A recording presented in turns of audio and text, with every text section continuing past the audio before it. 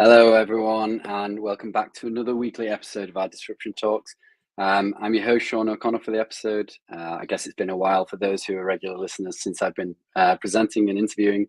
I feel good to be back, and it's good to talk with top experts about kind of digital acceleration, winning strategies, innovation, and scaling products. Today's episode, we're going to be discussing how to build this kind of innovative culture in a larger organization, enterprise level organizations. And I guess ABN Amro, who I guess is from today, not only one of the largest banks in Europe, but also widely regarded as one of the most innovative too. And today I welcome on with me Anna, who works in the innovation department at ABN. Welcome to the show, Anna. Thank you. Thanks for inviting me. It's our pleasure, of course. Yeah. Maybe we can start like we usually do with these episodes, and we can get a little short personal introduction into yourself and kind of past experiences. What led you to your current role at ABN Amro? Sure. Well, I kind of found myself in corporate innovation by accident, I always say. I wrote my bachelor thesis a couple years back about how to instigate new business models in a large pharma company at the time, and I kind of just never left. Yeah, I always say innovation has a way of sucking you in. So worked in pharma or a healthcare company on multiple models of corporate innovation, from setting their innovation process up front to help enable anyone in the company to kind of innovate with different models, to then expand our startup accelerator into the US, and ended my stint there as a venture builder. So really working on spin out new businesses. And as such, I always say like innovation has multiple models, from building, partnering to investing. And I always thought there's multiple ways to explore it. After an MBA, found myself back in corporate innovation, which I just tend to like, and now at ABN Amro, and currently have the pleasure to refine, define, and scale our innovation approach throughout the bank. Nice. So a long kind of career innovation so far. I guess you're forced to say ABN has been your most exciting innovative role so far. I guess maybe we can talk to you about like what the kind of usual day looks like for you in this kind of current role in ABN Amro, and then maybe we can compare it to like previous roles or how you thought it would go when you were doing your thesis back in university. Sure. I think I love the question, day in a life, like because it's always different. I think that's innovation wise. So I don't really have an answer to it. That's also exactly what I love about it, what caught me and pulled me in, because there's never an end to your learning in innovation. You keep growing with the innovation, essentially. But currently in my role right now, it's a nice mixture of working hands-on with our innovation initiatives on how to go through our approach, so helping them through the process, and also kind of having this high over, okay, what's the future of our innovation process, and thinking about the vision, how we scale our process, maybe bank-wide, what steps do we need to take to make that happen, etc. So it's a nice mixture of high and practical at the same time, and therefore my day also has a mixture of that. Nice. And the team around you, are they kind of all different walks of innovation life, and you're kind of the pleasure of being in between them and kind of conducting the orchestra, I guess? Or that's a nice way of saying it. I never thought about it that way, but I like that. No, yeah, we all have our different strengths, which I love. So our innovation approach is called DARE, has multiple stage gates, such a stage gated funnel. And the whole team, everyone has an expertise on a specific set of that funnel, so to say. So we have someone who's really skilled at the early stage, the explore phase, to define new opportunity areas. And then we have people that are far more skilled at the scaling side of it, etc. So we all have our different view and expertise to bring together. And I think that's the core part of what I try to do, is try to figure out the right matches between where an initiative is at, what's their challenge, and who in the team can best help them. Yeah, I guess, I mean, we'll probably touch upon kind of neurodiversity later in the episode, maybe. But I guess that's like a key part of having a successful innovation team is having different thinkers, different ways of approaching different problems, and there's no one solution that is the right answer. No, indeed. And I think, diversity of thoughts and everything, I think that's relevant for almost any team, probably. But if there's one part where you really see it come to fruition, it's probably in innovation, especially in the early parts when it comes to defining what you're actually building, where are you going, and also the level of bias you bring to customer research. I think the more diverse your team in thinking, the better your results, essentially. Yeah. Yeah. So I guess over time you've kind of looked at innovation strategies internally, but also externally as well. So how do you view the two approaches? Do you see them as something that's complementary to each other or substitutes against each other? I think personally for me, I look at it more supplementary, and that has not just an internal versus external, but also what are the models you do. So as I mentioned in my intro, for me, innovation spans building as much as investing and partnering. And if you do it properly, every company has a bit of all models, and if you do it even better, you make a good decision up front which model you choose for what. And I think that's the same with internal versus external. They coexist next to each other for different reasons and with different output. There's a big open innovation hype for sure. In my previous company at Pharma, that's maybe even bigger. So, a science-based, R&D-based company has just by nature, I think, more of an open innovation approach than maybe banking has, by tradition, but both have a reason to coexist. And I think both strategies just need to be tied in with each other if you do it properly. Yeah, I guess there's two very heavily regulated industries as well, and maybe that can tie into another question of how you find the difficulties of innovation in not just enterprise businesses but also heavily regulated ones. Yeah, I didn't realize when I left pharma I was going to go to something even more regulated. No, but I think the key learning there is really to involve your regulators, right? If you want to go Okay, that's interesting. breakthrough innovation, I maybe a good example more from my pharma background there. Right about the time when I left, this whole hype about digital therapeutics came up, as in a digital medicine that is proven to work just as well as maybe a pill. And of course, FDA and co, no clue how to deal with that. There was no process set up on how do you do clinical trials? How do you do your usual process to validate that and get FDA approvals for a digital tool? And I think the core winning there is then to work with them. And I applaud the FDA at the time for saying, hey, we also don't know. So let's bring experts together and figure out what's the right way for it. And I think that's, if you want to go breakthrough, you need the regulator on board. So you better involve them early on than too late. And the same goes for finance.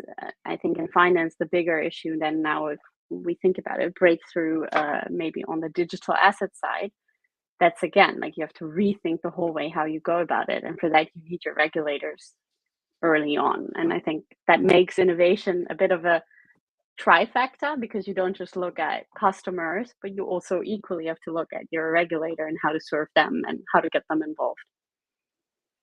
Yeah, I think it's quite nice to see or hear that you're true innovation, I guess, is innovating beyond the point where the FDA or regulators hang on, can this be possible? We need to do more research and looking into this. Yeah. So yeah, that's quite interesting to hear. I can see, by the way, there's multiple questions kind of popping in on different platforms. So we have viewers from LinkedIn, YouTube, Facebook, Twitter. I'm going to try and collate them all and fire questions over to you as and when we've hit them into the conversation. So if you have any questions, feel free to pop them on whatever channel you're on, and we'll try and get them in on the episode as well. Cool. All right. So let's continue just kind of talking about your role as you've gone through pharma industries from your previous time there and then through to the banking industry. So you say that you're working closely with the regulators. How much involvement do you see them being forthgiving with coming forward and helping you as a specific bank for example, as opposed to other companies in that space? Is it quite relationship based, or do you still see even more red tape there as well? Well, lots of red tape. Red tape, maybe not red tape. Yeah, but I won't use that. No, phrase. I hope to be able to answer this one because I find it a tricky one. Because like I think every initiative needs a different approach. Like of course, like what I just said with digital assets, if you look into that maybe is a larger thing that keeps regulators up at night right now as well. So that's definitely something they work with, not just us, but with other banks and other financial institutions equally. But then there's other areas that are maybe more specific to a single party or single bank. There, you need to proactively find that and build that relationship. I don't think it necessarily, like, there's obviously an existing relationship, but to bring something new in is always tricky. As with every other stakeholder, you need to kind of really manage the way you kind of enter that conversation. And I don't think there's a one size fits all. I think we all would hope there's a one size fits all on how to bring your regulator in. If you do it really well, and I think we've done that in the past sometimes, like if you build your business model canvas, I think we've maybe, or many have heard of the business model canvas from Strategizer as one example. There's many different out there. If you built one in pharma, you built one for your patient, you built one for your healthcare provider, like the doctor that actually has to prescribe it, and you build one for your payer, the one that pays the bill. That's the insurance company. And I think the same for banking goes. It's like, I cannot only look at my customer. I really need to equally build what is in it for a regulator, and how do I involve them along all those steps? Where do I need them to say yes? Where do I not need them, for example? And I think we do that too little of as a general industry, because it's just something, you need to figure out step by step. Gotcha. Makes sense.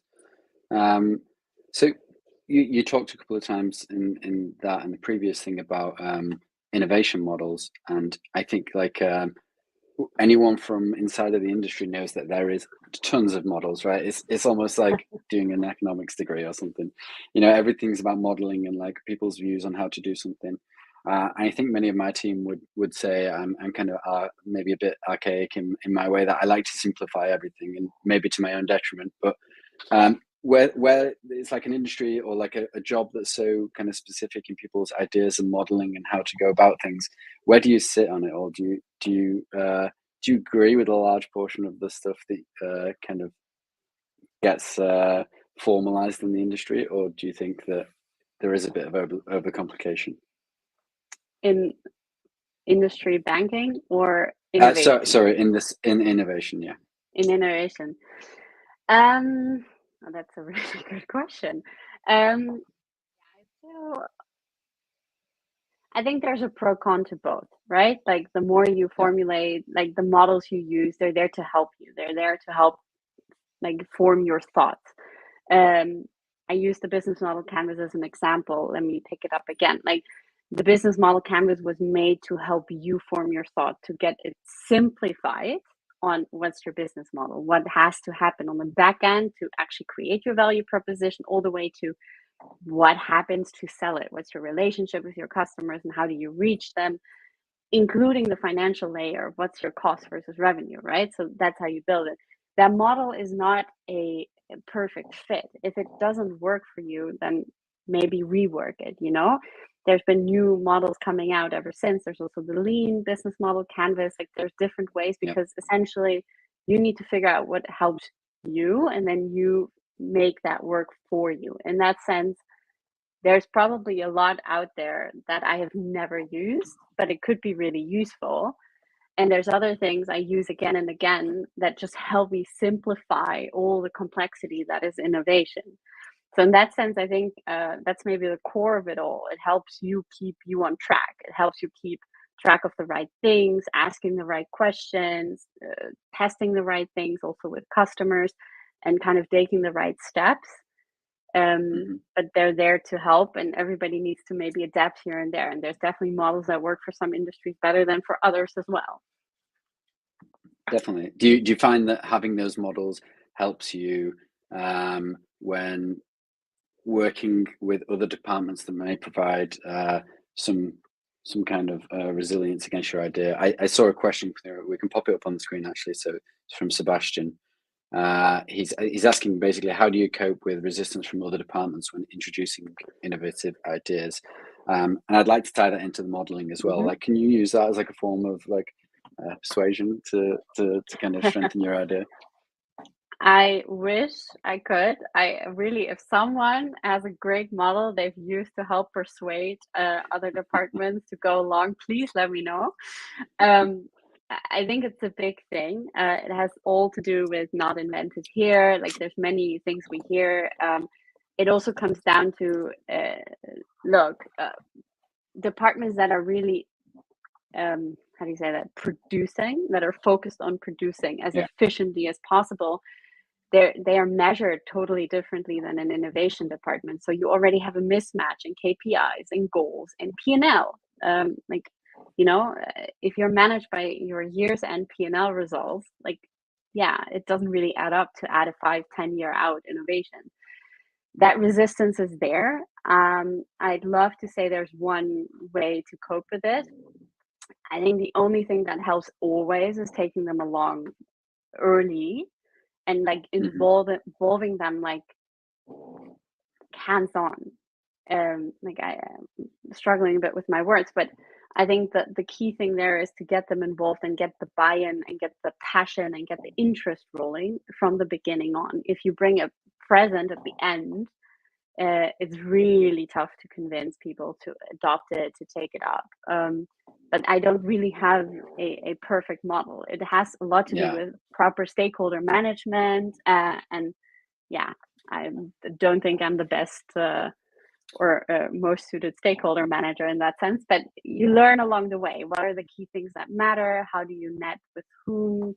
What do you need to involve? And where do they want to be involved on, etc. And I think if you do earlier stage innovations, so anything within like a year or 3 years, you can even tie it into their strategic priorities. Then you at least know what they're busy with. If you want to go far out, it's harder because they probably don't have that view already, nor do they have the room to accept anything that's 10 years out, for example. Sure. That makes sense. I think so. We're soon to pass on to kind of like discussion around ABN and their innovation strategy. But maybe one last thing for you. What it sounds like is that with the regulators and the different stakeholders and departments in your company, you seem to be very focused on like this kind of relationship and like a collaboration based model. Do you think that's been part of your success? I think you have to have that. I went to a conference a couple years back and someone said what was it exactly? Your innovators are your best politicians. Like if you like, it's not, innovators usually don't get much energy out of politics or running around building relationships. They're usually the ones that want to tinker in a garage, but the best and most successful ones really do build that relationship. And I think that's a big part of it. And now when I look at my role right now, that is a huge part of it. It became even bigger with the process, because if you start talking about what are key innovation process steps I want people to know about across the whole bank, or what are key principles that we have in our methodology that we think are relevant for the full bank, you start having to build relationships with everyone to understand also where they're coming from and to be able to plug that in. That said, like when I was a venture builder at the pharma company that I mentioned before, we were physically removed on purpose, and I didn't spend a single minute of my day on building relationships besides my team. That was really the innovation tinkering in the garage level. Okay. And that then depends on where in an innovation department you're actually located. If you're building, you should be able focused on building the product, the service, the new business model, and not on making that relationship necessarily. Nice. Yeah, well, I guess if you want to be a politician as well, I'm sure there's a few spots open here in the UK you can take quite easily. Okay. You can think about it. I wouldn't jump into that. No. Cool. So let's talk about a bit about AB and Amro. obviously very large bank. I think, is it somewhere near like 25,000 employees total? Correct me if I'm wrong. How important is it for a large organization to have like a real solid like process when it comes to innovation? And what would your key pieces of advice to organizations be who are wanting to create that kind of innovation process? Like, what obstacles should they look out for? How should they structure it? Who to involve? That kind of thing. Yeah, I want to answer that in three parts. So I hope Yeah, I'll remember I all should three have asked because it in they're three really parts. So. no, all good. So do they all need one innovation process? I don't know. I think that depends. I think you need to agree on innovation principles. What are the things you want to focus on? Like, how do you want to do it?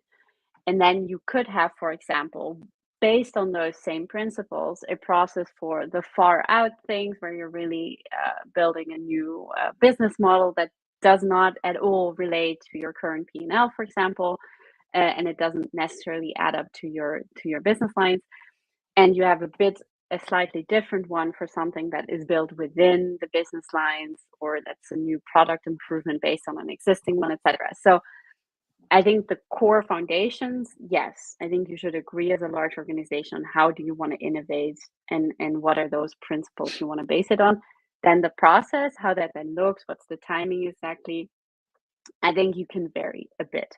That said, if you want to have like a one innovation approach and scale that, it helps to have, one thing and not five different versions that are floating around. So in that sense, it's just easier to spread the message on, in a way. That was one. Number two. Now I'm now losing my piece, but I think the second part has more to do. Obstacles. Sorry. I think I think the second part was maybe about the obstacles that could be faced. Yeah, So I think that's the other part is more about defining what you want to innovate on, and that has to do a lot more with your strategy and vision and roadmap as a company. Where do you want to go? What are the things you are striving towards? To have like a strategic roadmap, to know where are the key posts, like where are the key areas you want to innovate on, and that to know as a large organization helps. And then you can kind of have an overview of where do these all these different innovations, let's say, where do they actually come from and which areas do they get built? Because not all need to be in a standalone innovation unit. A lot of innovations happen, let's say, in the day to day, right? Innovate in what you do. And for that, and there comes my third part, you need to have a certain culture and mindset and the ability to try things, to take risks, to experiment, to make empirical database decisions, etc. That just helps if you have that for a large part of your organization. I'm not saying all of them. Like we always say, yeah, we want the whole culture and the whole department in the whole company. But I think there's always going to be pockets of areas where you want them to be specifically innovative, and others where you really need them more to be producers. Like we call that a bit the explore phase, when you're fuzzy and trying things out, and the exploit phase when you know where you're going, and then you really need to deliver on that. Produce. Yeah. Okay. Exactly. Yeah, I think so. We had a question from Tausif. I guess that answers it. It was, what are your thoughts if one innovative strategy, which is good for one bank, can be beneficial for others? So I don't know if you want to elaborate any further. It sounded like the answer to that is that there's no kind of one-shot answer. Is there anything you'd like to elaborate on that? No, I think so there's a lot you can learn across from each other on how to innovate. What are the steps you take, the processes, the methodologies, skill sets within, like what are your experimentation skills, how do you do your financial reporting on innovations, all of those, 100%. I don't think you can copy over an innovation strategy to another. That is so highly dependent on where you're coming from, what are your strategic priorities, where do you as a full organization want to go in the next year or 2 and 10? There I would rather say, I would differentiate the what and the how, let's say. And I don't think you can necessarily learn too much from each other's what, unless you want to copy with pride. But you can learn a lot on the how. Okay.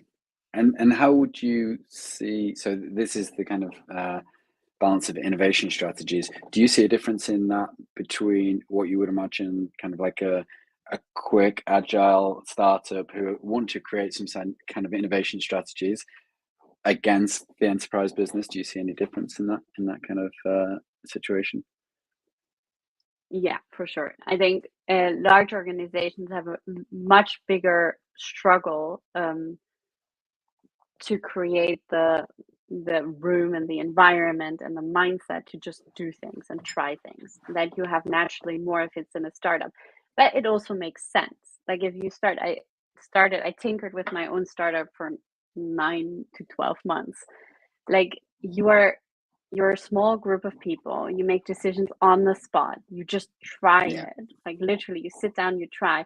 If it breaks, what did it do? Like it might have annoyed the 5 customers you had on your platform already, like your risk is also so different. So I think that already makes the whole environment so different to in which kind of setup you build it. So I think in that sense, very different. Also, by default, a startup usually tends to be innovative because they're creating something new, right? So that's also already a difference in where their model is, and they actually need to more look towards the big corporations maybe on how to efficientize, how to grow, how to scale. What do you need to do there? And we can learn so much from the startup world on how to find the right spot. What are the lean things you need to do, when you have limited resources? How do you make the decisions on what's priority?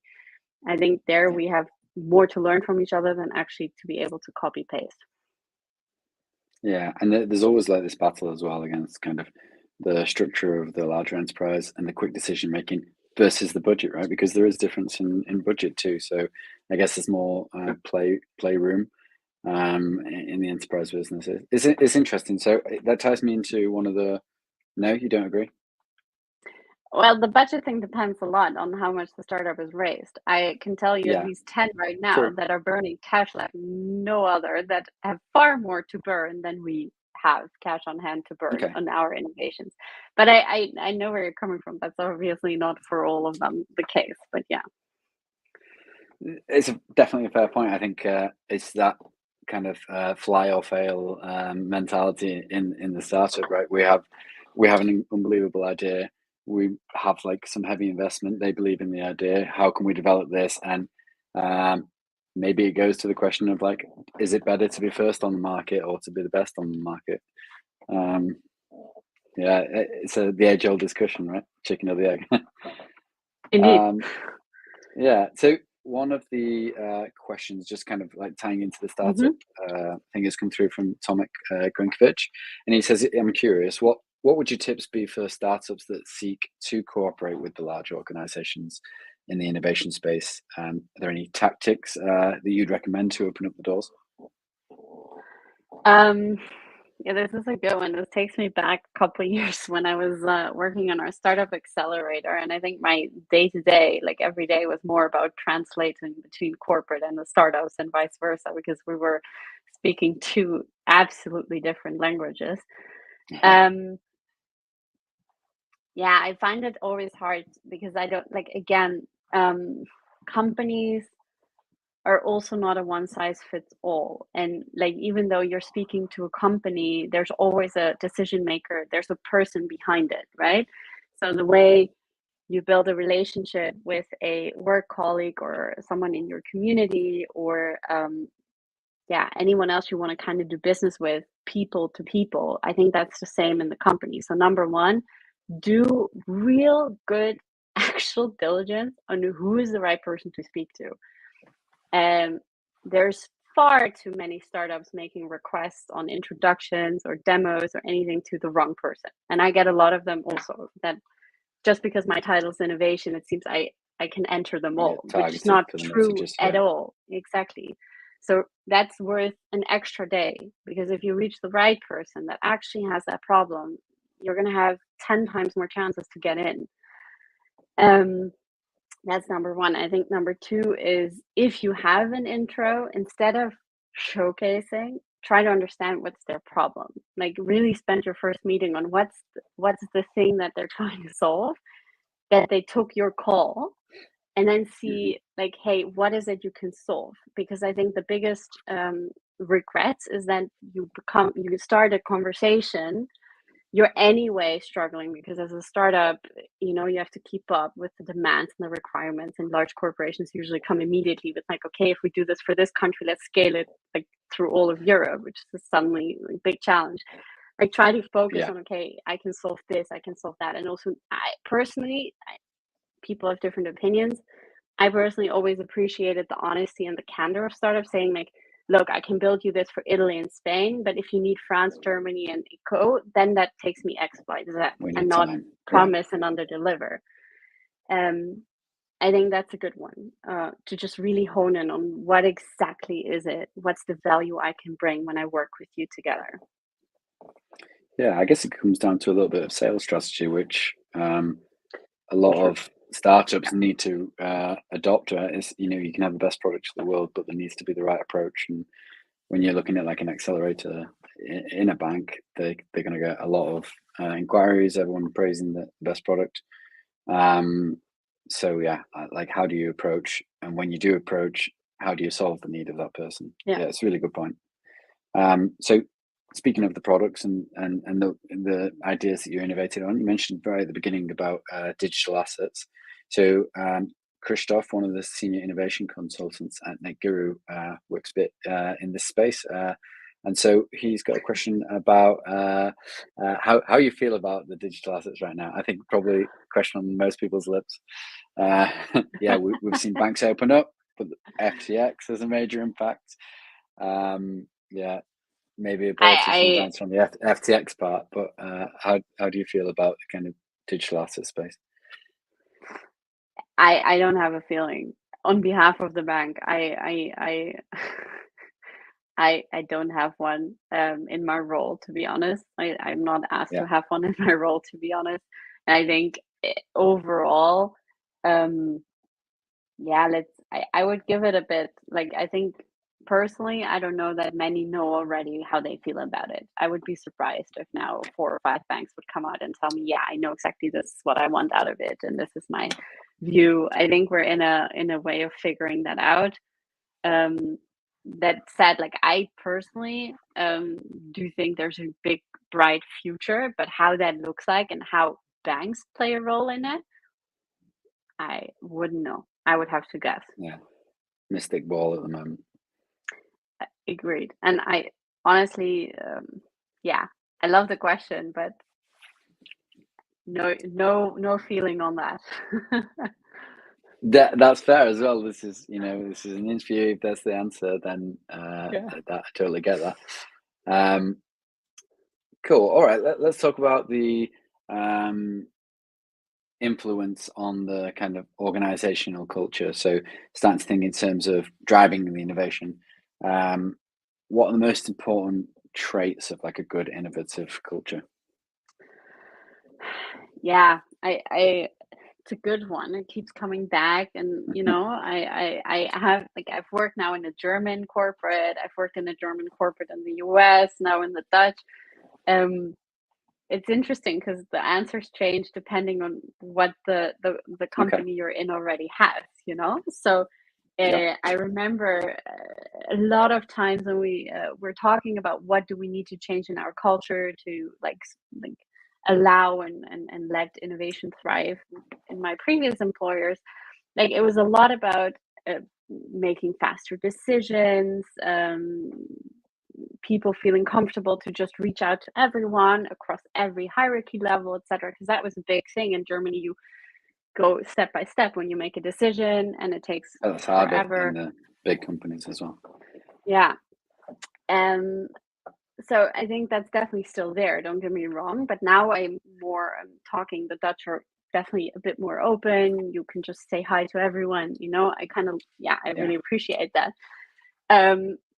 But we're also really democratic. So, again, you're looking at what you have and you immediately look at what's missing. And I think that's maybe a human way, but therefore, I think an innovation culture really depends on where you're operating in. So in each industry, in each culture, that will be slightly different. But I think the core pieces I really want to highlight, I think, is an experimentation culture, trying things out, not being afraid to fail. That's a big one. Like if you're not able to make mistakes and that culture doesn't allow it, you're not going to go very far. Innovation is plagued by mistakes, but great mistakes. We wouldn't be here without mistakes, Fail fast. But those exactly fail fast. Like you want to go as fast as possible to make as many mistakes as possible because that's what you're going to learn from. But that, you need to have a culture that allows that. So those are two big ones. And I think another one really has to do with this core focus of you want to add value to your customer. You want to create new things. And I think that's nothing crazy new. Every industry is right now talking about that. Like, how can you build more customer centricity into it, etc. But like to really have a culture where everybody cares about what's my contribution to a customer, what's my contribution to their experience, that immediately sparks innovation, because then everybody, when they see something's not valuable for a customer, they start thinking about it. Yeah, definitely. You talked about experimentation there. What do you think successful experimentation looks like? Can you describe what to do before and during and then after the process? Yeah, I think the biggest one there is to know what you're actually testing. Like, there's many companies that are super famous for having, I don't know how many tests and experiments running in a single day.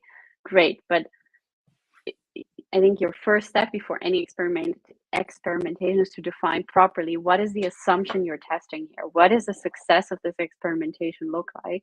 What are you learning from it? And then also, while you do that, trust your empirical data, like build that data set and then go with it. And the after is then also to really follow those the data you collected and make data informed decisions based on your experimentations. And I think essentially the biggest threat of it all is proper planning. Like it sounds unsexy in a way. It's not the sexy part of the experiment, but plan properly what you're testing, how you're going to test, what does the success look like, and then make your decisions really based on it and let not the data just run into nirvana. Mm-hmm. Does part of the planning include like earlier stages like market research, that kind of part? Or No, I think that's a very good follow-up on that one. The biggest mistake we always make is just using the exact same research methods. We're really great at interviews, but I do want to ask us sometimes and ask myself sometimes, does this really require 5 interviews, or isn't there a better research method? And I think that's a good challenge in the planning. What is the right method you need to do? What is the question again? What's the assumption you're testing, and what's the best way to actually answer that? And that could be surveys, that can be interviews, that can be actually A/B tests online, that can be there's so many things out there. Take the time to think about that. Yeah, and I guess this is where you can pull in kind of the experience of all the different innovation folk around you. We have a fully dedicated experiment designer, for example, in our innovation design team. Cool. Like you need someone that really focuses on that can help you in building that. Okay, what's my success story? What do I want to test? Help you actually execute that experiment in a proper way, unbiased, and watch out for what comes out of it. Yeah, that ties really nicely into another question we have here from Radek, and it's about when you're doing that, can you see kind of more markets or more specific areas that I guess are more susceptible or more ready for kind of disruption?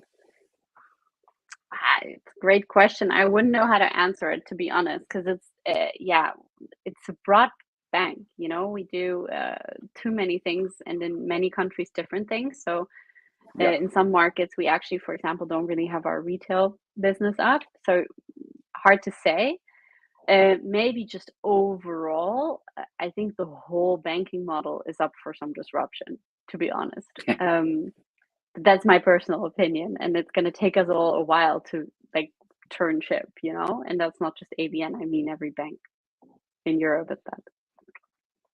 Yeah, do you think that maybe these larger banks are obviously built in kind of like, long time ago, as opposed to some of these kind of newer neo or digital banks, that they're kind of like the standard for being able to move quicker and more agile in innovation, or would you disagree with that point? Well, I think they're doing a great job, and there's a space for what they're doing, absolutely. And they are really helping and reinventing the customer experience from a banking perspective. That said, like, there's a reason they're still banks, like we were supposed to be extinct a decade ago or something. We're still here because there's a core infrastructure foundational model that clearly shows there's still something that banks bring to the table and continue to bring to the table that the market needs. I think there's more, and I think we're all, it's 2022. We've been talking about it for a couple of years, but think more in networks. What can we bring? What can they bring? And what's then the combined value it can bring to customers around? I think there's more the magic sauce to say, okay, collaborate more and look less of it as a pure competitive landscape, let's say. Yeah, I like that. I think it was one of the themes of Money 2020. The year before last was, let's stop being competitors. Let's start collaborating to be able to provide the best, offering and experience to our customers. Do you think there's an element of trust as well, where kind of, I don't know whether there's like a generational split of trust between digital banks and, I don't want to say older generations, but less, digital nomads, for example. Do you consider that trust as a big factor there? Possible. I wouldn't know. I can imagine, but I don't think it has, like, we lean back on the trust, but I think it has more to do with tradition of it's a name you've heard, your parents have been at the same bank, etc. I think it has more of that than, of course, there's a trust factor, don't get me wrong, but I think if you give this a couple more years, Revolut then has been on the market for years enough to also show, hey, they're trustworthy, you know what I mean? So it depends a bit. It does also depend what kind of business you do with the bank, right? Is this your second bank account? You put in a couple of thousand versus, hey, this is where all my money is, or you're a big corporate client and you do all your business. I think that also has a huge, huge impact. And then it's a relationship business at that point. Yeah. I mean, don't worry, digital banks. I'm not calling you untrustworthy. I'm more about opinions on. No, I get it. Yeah. It's a big one that keeps coming up, though. So maybe there is something to it. I would be curious. Yeah, I don't know whether it's not a trust in the banks, but also just maybe a lack of trust in digital aspects of anything, right? Would some generations not want to go into one of these stores where you don't pay for the food at the end, you just walk out with your card associated with the digital identity, 100%. I guess like the adoption comes with time. Yeah, exactly. Like it's a great example because I could argue right now, like I can tell you from my mother that her trust in digital, aka Amazons of the world, is also zero. So yeah. Okay, cool. So let's go back to another question. So Tom was joined in the conversation on LinkedIn. Firstly, says interesting topic. Thank you, Tom. I can tell you that's Anna that's making it interesting, not me for sure. So I think it's Tom a asks, combo. You're the knowledge, I'm the moderator. Let's call it like that. So Tom says, how is it possibly? Can you advise some online tools that help with better progress in the team and help to engage the culture in the organization?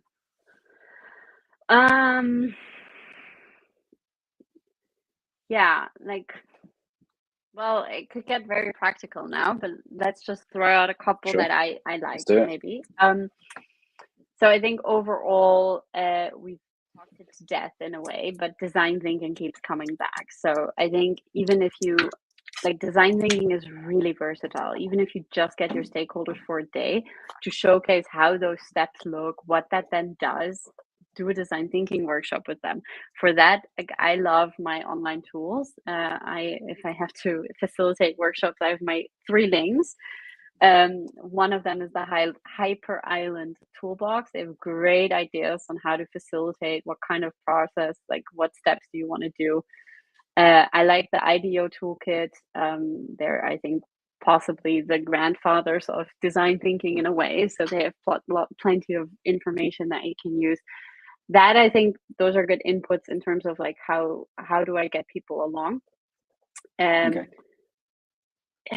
Yeah, I think overall my advice in terms of manage culture in the organization is just higher than that, in more of a, okay, so culture is a huge behemoth of things, right? So what plays into your culture? And I would start really step one at defining what are the core components that dominate, that change a culture, such as specific mindsets, specific ways of decision making, ways of working, and start defining those, sub by sub, and then see what you can do practically from your side to move some of them. Like, example,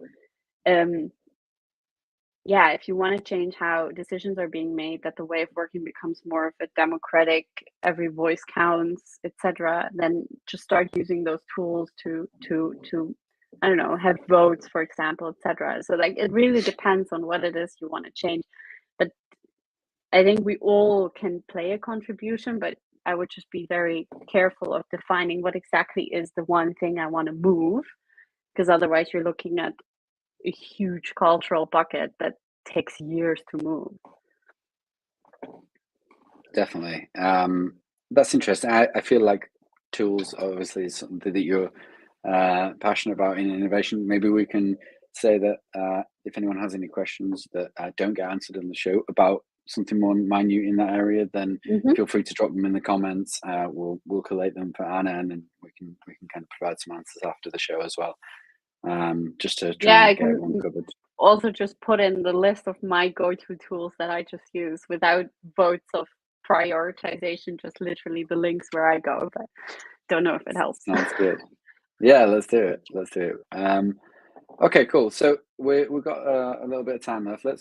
We've talked about you and kind of your growth throughout your roles in innovation. We talked about ABN Amro, and then maybe the one that provides the more usually a more diverse range of answers is kind of like industry questions about like finance and banking and innovation in those spaces. So I think as we said, it's kind of like very heavily regulated finance, banking sector. How do you work with those regulators, as we talked about earlier? Do you consider the constraints before the design process and as you design, or do you introduce them later against your kind of like ideal state? So I mentioned before, we have our stage gated funnel, our methodology, right, at ABN Amro. And I think what we've learned over the last years is that we've pulled it more to the front. So I think there was more of a maybe, and yeah, maybe I would actually have to check there what the original thinking was in that, but maybe it also just happened by chance to say, only halfway through the funnel, once you had your solution ready and you've maybe tested even with clients, we started going through the usual hoops, to ensure the typical procedural checks, let's say, with all your necessary second lines. And now we're pulling that more to the front. Like, we've added a specialist, let's say, to our innovation lab that can help teams along the way. We are including those things. We're asking teams to do more on that, more and more to the front. So I think maybe, as not the expert on this, to be honest, I can only speak from observation that we've seen you need to bring it more and more to the beginning of your let's say innovation. That said, I mean, the beginning is exploration of which opportunity areas, then you're looking at a problem. At that point, you don't actually quite know yet which way it's going to swing. So quite critically looking at it, you need to at least be in your solution mode where you have a first proof concept, prototype, pilot kind of idea, when you can actually have those meaningful conversations. But yeah, I do think they need to be happening right then and there, because if you already see their red stripe, there's no way you can move. You need to start pivoting, right? Otherwise you're spending 6 more months on trying something that doesn't really work. So it's also, even though it sounds a bit like a hurdle, it is a necessary one that will help you get focused on what's actually doable and possible. Nice. And as you're kind of going down the different avenues of testing, different ideas, have you kind of formulated some opinion on kind of what we're likely to see in the future of banking, or what you're most excited about? No idea. I prefer not to have an opinion on that one. Like, I really look, I think personally from my viewpoint, and I luckily can have that from an innovation process standpoint, I'd rather set the KPIs and the decision criteria to decide on, like what would be the valuable things we want to see, and then make a data-informed decision based on this, which initiative should keep going and which initiative is the future of it. So I personally, and like it helps me, to be honest, to stay a bit more open, not to have an opinion of I really would like this or that. That said, of course, I'm a consumer of financial products, right? Like I, as a consumer, have plenty of opinions where I think the industry could innovate in or where to go. But not publicizing them. I won't publicize them, no. Fair enough. Almost tripped you up. Cool. So also, someone put in the comments, Hyper Island and IDEO, great choices. Nice. Related to your earlier questions. Cool. Oh, all right. So I guess we ask the same one question to every one of our people that we invite onto the show. It's kind of like a bit of a funky question, really. It's called the magic wand question. So we say, if you could cast a spell that allowed you to provide education on like one specific, you say, I guess you've maybe seen previous episodes or something. If you could provide education or a specific topic to all 12-year-olds in the world, what would it be? What would you want them to learn? I knew this question was going to come, so I did think a little about it, but I really didn't formulate my opinion until just now, because I wasn't sure which way I'm going to swing, because like there's a big innovation part of me that would like to focus on that side, like to teach experimentation, risk taking, those things, get more fun into the science classes. Like, at least I really did not enjoy any of my science classes, and in hindsight I'm really sad about that. Like, I think there could have been so much in there. So just kind of spark that interest into exploring new things, etc. But that was my first way to go. I actually really have to say I'm going to swing with something financial. I think we're highly undereducating on finance. Like, I literally learned so many things I've never used ever again since I graduated high school. But I never learned how to do a tax return. I was never taught what's the right level to invest money versus savings money. How do you make decisions in terms of that? Like, nothing. And I think that's a huge miss. So if I could go back, I would like to teach every 12-year-old how to do proper money management. I could feel the passion in you hitting the desk as you were going through that. Yeah, I totally agree as well. Like, the passion also comes a bit out of like we're doing so good at like gender equality and all of that, but in finance, just not yet. Like, if you look at the numbers, there's sadly still such a difference in men investing versus women investing, how we go about it, all of it. Like, I personally bring also a bit of my gender passion to say, hey, I want 12-year-old girls to know exactly as much as their 12-year-old peers when they grow up. Yeah, I totally agree, and I actually believe it should be like a school lesson, almost like science or maths or English or whatever, like something go through financing credit scores. I don't think we talk and educate kids enough about what a credit score is and how to manage that properly. So yeah, I'm in 100% agreement with that. Great wish. I'm gonna put it forward to the government. Nice, please do. Cool. Yeah, exactly. All right. Well, we can wrap up the episode there. I thought it was a really good one. I've thoroughly enjoyed talking to you. I think it was very informative, and as you can see by the amount of people who are watching and commenting that they enjoyed it too. So I just want to say thank you for coming on the show, and yeah, let's wrap it up there. And thanks everyone for listening as well. Thank you so much, and thanks for making it interesting. Great to have you on.